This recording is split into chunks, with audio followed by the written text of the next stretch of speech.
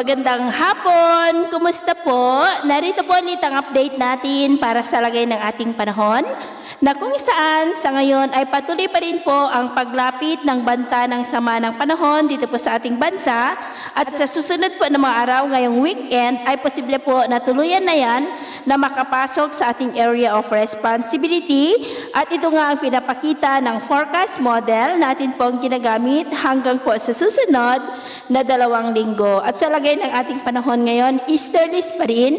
Hangin po na dominanteng umiiral dito sa ating bansa. Sa ngayon ay generally fair weather pa rin sa malaking bahagi ng ating bansa.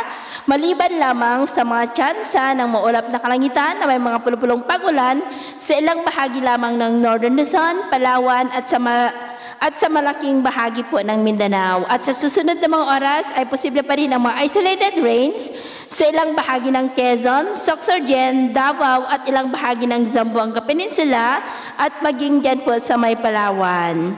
At sa atin naman pong mga baybayin, wala naman po tayong nakataas na mga gale warning signals. Pero iba yung pag-ingat lamang po kung papalaot tayo para mas makaiwas sa mga sakunang pangkaragatan. So, yun po ng latest update natin sa araw na ito. At ako po muli si James na nagsasabing, sa kahit na magsubok po na darating sa ating buhay, huwag po tayong mawawalan ng pag-asa. Thank you and God bless.